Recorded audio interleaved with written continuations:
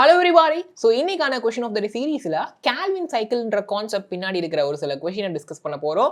So இந்த ஒரு கான்செப்டை நான் கம்ப்ளீட்டா எக்ஸ்பிளைன் பண்ணிட்டு இது சம்பந்தமா உங்களுக்கு வேற எப்படி கொஸ்டின் கேட்கலாம் அப்படிங்கிறது நான் சொல்ல போறேன். சரியா? So let get started. So before that நீங்க இன்னும் சேனலை சப்ஸ்கிரைப் பண்ணலாம் பண்ணிக்கோங்க because this is the channel which is created for the NEET aspirants of Tamil Nadu. உங்களுக்கு நீட் ப்ரிப்பரேஷனுக்கு தேவையான எல்லாமே இந்த சேனல்ல கிடைக்கும். Do subscribe and like the video and don't forget to follow us on all our social media platforms. So பாருங்க Calvin cycle பொறுத்த வரைக்கும் உங்களுடைய RUBP ன்னு சொல்லக்கூடிய CO2 acceptor which is a 5 carbon molecule CO2 ஓட சேரும் சரியா. so this is the first step of the Calvin cycle. so this is actually called as carboxylation அப்படின்னு சொல்லுவாங்க, right? because CO2 வந்துட்டு it is joining with the RUBP, CO2 add ஆகிறது தான் carboxylation. அப்போ உங்களுக்கு என்ன கிடைக்கும்? you will get ஒரு 3 carbon molecule 2 கிடைக்கும் சரியா, right? because 5 carbon plus 1 carbon is 6 carbon, so you will get 2 molecules of a 3 carbon molecule. so அதோடைய மூணாவது கார்பன்ல phosphate will be there, right? so this is 3-phosphoglycerate or 3-phosphoglyceric acid. அதை நம்ம we can call it as 3PGA, right? so what will happen next is that okay, ATP will be added to this molecule, okay? so if I add ATP, அதே 3 carbon molecule is there, ATP add பண்ணினால் அந்த ATP உடைய phosphate will go and add to the first carbon. so already third carbonல phosphate இருந்துச்சா, so நான் ATP add பண்ணேனா அதோடைய ஒரு phosphate will go and add to the first carbon. so அப்போ again இங்க ஒரு phosphate வருது, again 2 molecules is there, right? இப்போ அடுத்த ஸ்டெப் என்ன ஆகும் அப்படின்னா reduction will happen. ரிடக்ஷன் ஆகிறதுக்கு முன்னாடி அந்த ஃபர்ஸ்ட் கார்பனில் ஆட் ஆன ஃபாஸ்ஃபேட் இருக்கு இல்லையா, இப்போ இந்த ஸ்டெப்பில் we have added the phosphate. So எப்படி ஆட் பண்ணோம் அப்படின்னா ATP போட்டு ஆட் பண்ணினோம், கரெக்டா? ஸோ அந்த phosphate which is added to the first carbon will be removed now, okay? அது ரிலீஸ் ஆயிரும், ரிமூவ் ஆயிரும், ஓகேவா? இந்த இடத்துல ரிமூவ் ஆகுதா? அப்போ ஆஸ் யூஷுவல் தேர்ட் கார்பனில் மட்டும் ஃபாஸ்ஃபேட் இருக்கும். இந்த இடத்துல நம்ம ரிடக்ஷன் பண்றோம். ஸோ ரிடக்ஷன் பண்ணணும் we have to add hydrogen. எப்படி ஆட் பண்றது? we have a NADPH H+ ன்னு சொல்லுவாங்க, ஓகே? NADPH + H+ அப்படின்னு சொல்லுவாங்க. ஸோ இந்த மாலிகுலை நம்ம ஆட் பண்ணினோம் அப்படின்னா இது will give the hydrogen to this particular molecule. அப்போ ஹைட்ரஜன் ஆட் பண்றது ரிடக்ஷன். ஸோ ரிடக்ஷன் ஆகி என்ன ஆகும்? உங்களுக்கு 3PGA சொல்லக்கூடிய 3-phosphoglyceric acid will become a aldehyde, G3P மாறும். glyceraldehyde 3-phosphate மாறும். so third carbonல phosphate ஒரு acid aldehyde மாறுது. அப்போ we can call it as glyceraldehyde 3-phosphate, okay? 3PGA அப்படின்னு சொல்லுவாங்க சரியா. so இந்த molecule பேர் என்னது அப்படின்னா look at here, 3-phosphoglyceric acid is becoming 1,3 bis-phosphoglyceric acid. அதே glyceric acid ஃபர்ஸ்ட் கார்பனில் phosphate ஆட் பண்ணிட்டேன். ஸோ அதுக்கப்புறமா அதை நான் ஆல்டிஹைடாக மாற்றிட்டேன், glyceraldehyde 3-phosphate G3P. Is it clear? புரிஞ்சுதா?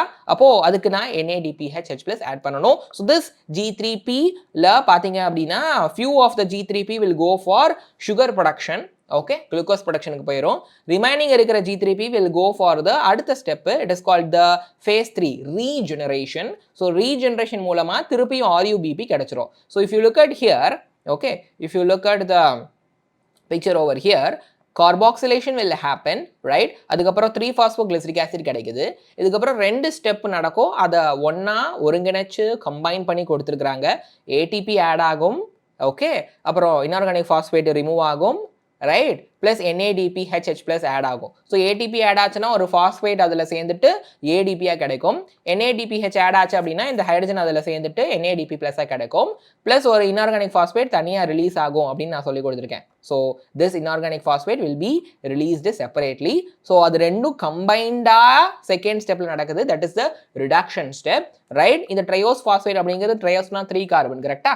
So G3P glyceraldehyde 3-phosphate will be formed. So அதில் few of the G3P will go for the glucose sucrose starch production. Remaining G3P will go for the third step. So that step is the regeneration. because இந்த G3P-ல இருந்து நான் RUBP-யை regenerate பண்ணணும். why? அப்பதான் புதுசா இருக்கிற carbon dioxide can be accepted by the RUBP, ribulose 1,5 bisphosphate அப்படிங்கிறது தான் RUBP. so that the cycle continues தொடர்ந்து நடந்துகிட்டே இருக்கும். நடக்கணும்னா அந்த ரீஜெனரேஷன் அப்படிங்கிறது நடக்கணும். ஸோ ரீஜெனரேஷனுக்கு ஒரு ஏடிபி போடணும். சரியா? ஸோ இப்போ கார்பாக்சிலேஷன், ரிடக்ஷன் அண்ட் ரீஜெனரேஷன். ரிடக்ஷன்ல பார்த்தீங்க அப்படின்னா கவனிச்சுக்கோங்க, ஒரு CO2 ஒரு RUBP போட்டிங்கன்னா 2 molecules of you will get 2 molecules of 3 PGA கிடைக்கும். கரெக்டா? 3 PGA 2 molecules கிடைக்கும். அப்போ இது இந்த ரெண்டு மாலிகுலுக்கும் you have to add ATP, ரெண்டுத்துக்கும் you have to add NADPH. சரியா? ஸோ அப்போ 2 ATP 2 NADPH தேவை. இந்த இடத்துல ஒரு ATP தான். ஓகே? ஸோ அப்போ கவுண்ட்டை பார்த்துக்கோங்க. Look at the count.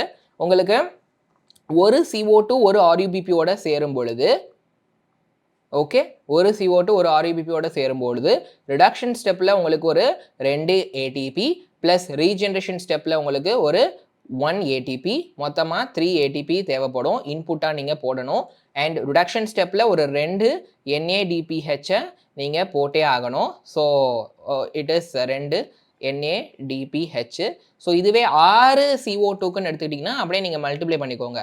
Okay, 6 CO2 அப்படின்னா கேல்வின் சைக்கிள் 6 வாட்டி சுற்றணும். அப்போ 6 இன்டூ 3 3 6 ஆர் 18 ATP நீங்கள் உள்ளார போடணும்.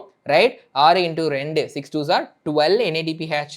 NADPH has to be given as an input. So output என்ன கிடைக்கும்? இந்த சைக்கிள் 6 வாட்டி சுற்றணும். 6 CO2 RUBP ஓட சேரும்பொழுது ஒரு குளுக்கோஸ் கிடைக்கும். ரைட்? 18 ATPனா 18 ADP கிடைக்கும். 12 NADPH போடுறீங்கன்னா 12 NADP கிடைக்கும். Okay, so every CO2 molecule entering Calvin cycle, as I told you, 3 molecule ATP 2 molecule NADPH தேவைப்படும். ஸோ ரொம்ப சிம்பிள். இந்த கொஸ்டின் என்னதுன்னா ஃபிகர் ஐடென்டிஃபை பண்ணிட்டு இதில் இருக்கிற 3 ஸ்டேஜஸ் என்னன்னு மட்டும் கேட்குறாங்க. சரியா? கார்பாக்சிலேஷன், ரிடக்ஷன், ரீஜெனரேஷன், இப்படி கொஸ்டின் வரலாம். ரெண்டாவது, ஒரு குளுக்கோஸ் தயாரிக்க எத்தனை CO2 தேவைன்னு கேட்கலாம். ஒரு குளுக்கோஸ் தயாரிக்க கேல்வின் சைக்கிள் எத்தனை வாட்டி சுற்றணும்னு கேட்கலாம். 6 வாட்டி சுற்றணும். அப்புறம் ஒரு CO2 அந்த கேல்வின் சைக்கிளை சுற்றும் பொழுது எத்தனை ATP எத்தனை NADPH தேவை அப்படின்னு கேட்கலாம். அப்புறம் ரீஜெனரேஷனில் மட்டும் எத்தனை ATP தேவைப்படும்னு கேட்கலாம். ரிடக்ஷனில் மட்டும் எத்தனை ATP, ரீஜெனரேஷனில் ஒரு ATP ஒரு சைக்கிளுக்கு, ரிடக்ஷனில் பார்த்தீங்க அப்படின்னா 2 ATP ஒரு சைக்கிளுக்கு. இதே வந்துட்டு 6 சைக்கிளுக்கு வச்சு கேட்கலாம். புரியுதா? 6 வாட்டி சைக்கிள் சுற்றுது. அப்போ 6 வாட்டி சைக்கிள் சுற்றுறதுக்கு ரிடக்ஷன் ஸ்டெப் ரீஜெனரேஷன் ஸ்டெப்பில் எத்தனை ATP, ரீஜெனரேஷனில் ஒரு ரீஜெனரேஷனுக்கு ஒரு சைக்கிளுக்கு ஒரு ATP. ஸோ 6 வாட்டி போச்சுன்னா 6 ATP. கரெக்டாக? ரிடக்ஷனில் 2 ATP ஒரு வாட்டி அந்த சைக்கிள் சுற்றும் போது 6 வாட்டி சைக்கிள் சுற்றுச்சுன்னா 12 ATP. சேர்த்திங்கன்னா மொத்தமாக பார்த்தாச்சுன்னா 18 ATP. சரியா? ஸோ இது மாதிரி ட்விஸ்ட் பண்ணி கொஸ்டின் கேட்க வாய்ப்பு இருக்குது. அப்போ option 3 is the correct answer. Hope this is கிளியர்னு நினைக்கிறேன்.